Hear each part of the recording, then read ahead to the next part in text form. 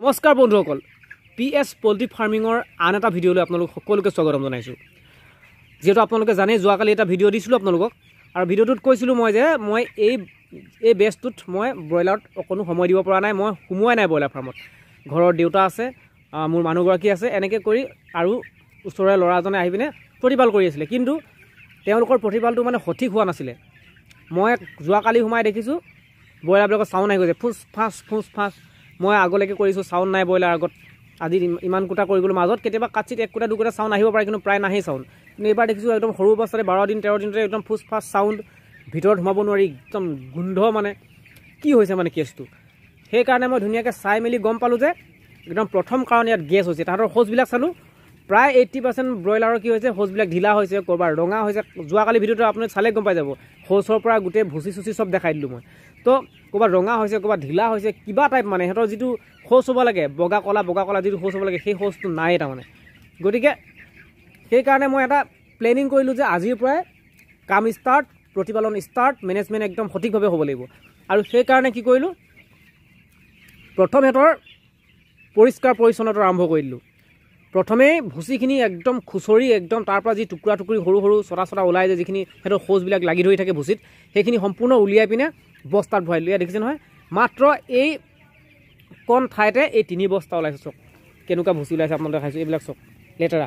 এই 3 বস্তা, এইটো এটা বস্তা, এইটো এটা বস্তা, 3 বস্তা, এইটো 70 কেজিয়া বস্তা, 3 বস্তা মই এনেকুৱা ওলাইছোঁ। আৰু নোলায়, আৰু ইয়াত ওলাব চাইডে চাইডে অকণ দুই এটা, এইটো একো নাই, তাৰ পৰা ইমান দুৰ্গন্ধ নাহে।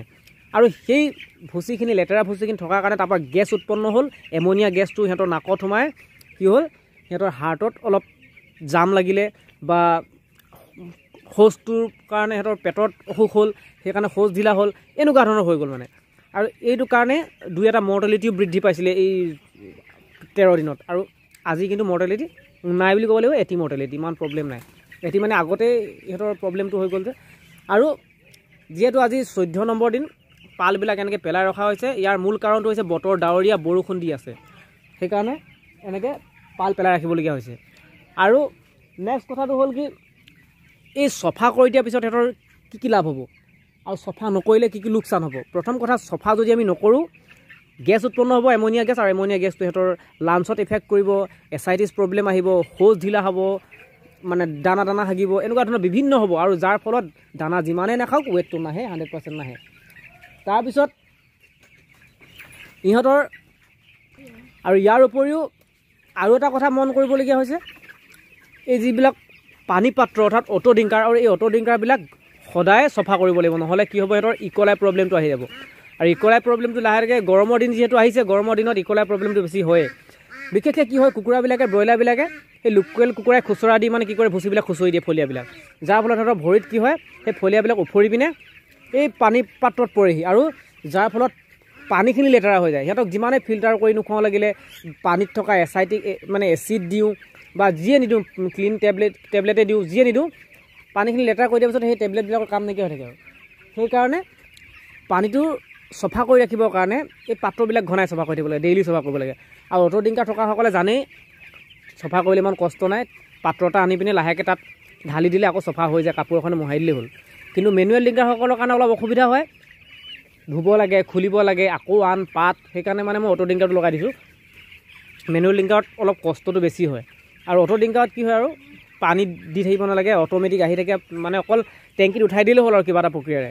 আৰু মই টেংকিত উঠাবৰ কাৰণে মোৰ সহজ প্ৰক্ৰিয়া আছে, মই টেংকিত উঠি গৈ আগত উঠাইছিলোঁ, কিন্তু আপোনালোকে ইয়াত দেখিছে সেই টেংকিটো এই ছাইডতে মটৰ এটা ফিটিং কৰি ৰাখিছোঁ। এইটো মটৰ দেখিছেনে, এইটো মটৰ, মানে টানি আনে তলৰ পৰা, সেই তেনেকৈ।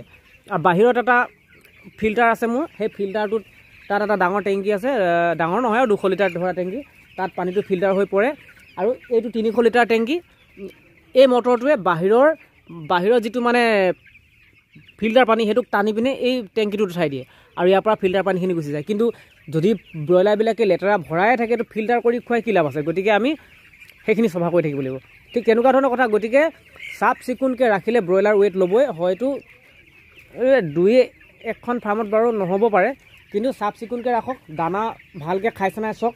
মানে ব্ৰইলাৰ ৰিজাল্ট ভাল হোৱা একদম 3টা একদম মেইন কাৰণ, বেলেগ একো চাব নালাগে। কোম্পানী মানুহে কি কৈছে কি নাই আপত্তি নাই, নিজেই পাৰি, একদম সহজ।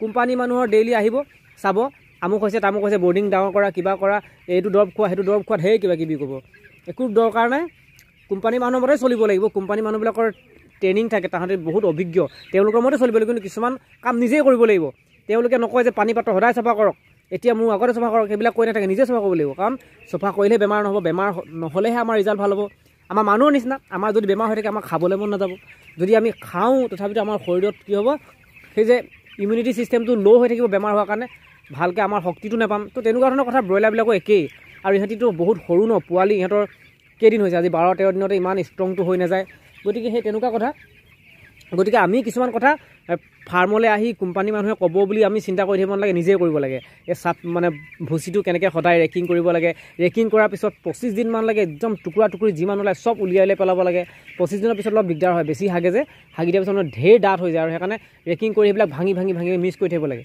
তাৰপিছত আকৌ যদি বেয়া হৈ যায় কিনাৰবিলাক একদম সম্পূৰ্ণ উলিয়াই পিনে নতুন দি দিব লাগে কিনাৰতহে বেছি বেয়া হয় চাবচোন আপোনালোকে মন কৰিব কিনাৰত যে শুই থাকে তাতে হাগি থাকে মুতি থাকে সেইকাৰণে সিহঁতৰ কি হয় বেছি বেয়া হৈ যায় কিনাৰটো এইফালৰ কিনাৰটো বেয়া হ'ব সেইফালৰ কিনাৰটো বেয়া হ'ব সেইফালে কিনাৰটো মানে কিনাৰবিলাক বেছি বেয়া হয় সেইকাৰণে একদম পৰাপক্ষত কিনাৰখিনি কাটি উলিয়াই থাকিব লাগে 25 নালাগে 30-40 যিমান দিন ৰাখে উলিয়াই থাকিব লাগে মাছটো ইমান বেয়া নহয় আৰু পাতলা হৈ গ'ল বুলি ক'লে আৰু এবস্তা বা দুবস্তা ভুচি কিনাই দি দিব লাগে আকৌ সেইখিনি বেয়া হৈছে বুলি ক'লে লাহেকৈ সেইখিনি উলিয়াই আকৌ নতুন মানে কিনাৰটো একদম ক্লিন তেতিয়া কি হ'ব সিহঁতৰ গেছটো নহয় আৰু ধুনীয়াকৈ প্ৰতিপালন কৰিব পৰা যায় আৰু ব্ৰইলাৰবিলাকৰ ৱেটটো ল'বই এবাৰ মোৰ পোৱালিখিনি কিন্তু ৰিজাল্ট ভাল নহয় মই আগতে কৰিছোঁ যি মতে হ'ব লাগে সেইমতে নহয় কিন্তু কিবা এটা কৰিমে বুলি চেলেঞ্জ লৈছোঁ কাৰণেহে কৰি আছোঁ গতিকে আলুগুটি পইচা নোপোৱাওঁ কিবা এটা পইচা কিন্তু পাবই লাগিব বুলিহে কৰিছোঁ কাৰণ খাটনি বহুত ব্ৰইলাৰ লগত কষ্ট বহুত এতিয়া ভুচি মানে ফলিয়া আজিকালি কিমান দাম আপোনালোকে জানে কাৰেণ্টৰ বিল 200 পৰা লাইট জ্বলাব লগা হয় বা মানুহ হাজিৰা লগাবলগীয়া হয়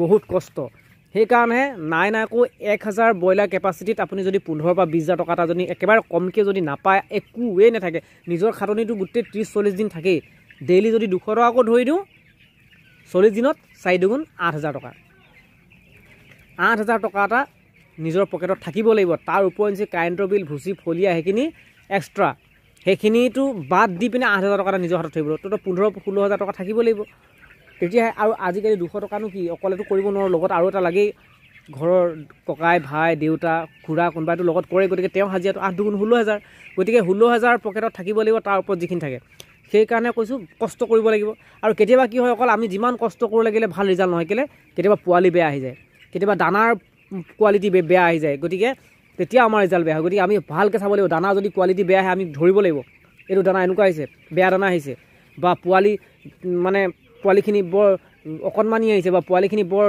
জুপুকা লগাই আহিছে আমি ক'ব লাগিব তেতিয়াহে নহ'লে পিছত ক'ব আমাৰে বদনাম দি দিব ফাৰ্মাৰৰ মেনেজমেণ্ট ভাল নহয় বছ খেলা খতম গ'ল পইচা খতম গতিকে যি হওক কোম্পানী মানুহবিলাকে এতিয়া কোম্পানী মানুহবিলাকে বেয়া পাব নালাগে মোৰ ভিডিঅ'টো যদি চাই আছে কোম্পানী মানুহবিলাকেতো আমাৰ ৰিজাল্ট বেয়া হওক ভাল হওক সিহঁতিতো দৰমহা পাবই কিন্তু সিহঁতৰ ৰেছপনচিবিলিটি আছে তেওঁলোকৰ আণ্ডাৰত যিমানখিনি ফাৰ্ম থাকে যদি কেনেবাকৈ বেয়া হয় সিহঁতি ওপৰৰ পৰা কথা শুনিবলগীয়া হয় সেইটো তেওঁলোকৰ কাৰণে এটা নিগেটিভ পইণ্ট কিন্তু আমাৰো এটা কথা আমি যদি পইচা নাপাওঁ কোম্পানী মানুহৰ কিন্তু দৰমহা পাবই গতিকে আমি আমাৰ পইচা পোৱাটো বিচাৰিব লাগে আৰু কোম্পানী মানুহে তেওঁলোকে ৰিজাল্ট ভালত বিচাৰিব লাগে ফাৰ্মবিলাকৰ কেনেকৈ ৰিজাল্ট ভাল হয় ঠিক সেইকাৰণে আমি আমাৰ দায়িত্বটো আমি পালন কৰি যাওঁ কোম্পানী মানুহে কোম্পানীৰ দায়িত্ব পালন কৰি যাব দুইখিনিয়ে মিলি কোম্পানী আৰু ফাৰ্মাৰে মিলি সেই ৰিজাল্টটো ভাল কৰিব পাৰি অকল ৰিজাল্ট ভাল কৰিব নোৱাৰি গতিকে এই ধৰণে আমি আগবাঢ়ি যাব লাগে আৰু আপোনালোকৰ এই ভিডিঅ'টো চাই কেনে পালে জনাব যদি ভাল লাগিছে লাইক এটা কৰি থৈ যাব ছাবস্ক্ৰাইব কৰি দিব চেনেলটো আৰু যদি আপোনালোকে ভিডিঅ'টো শ্বেয়াৰ কৰিব বিচাৰে শ্বেয়াৰ কৰিব পাৰে ধন্যবাদ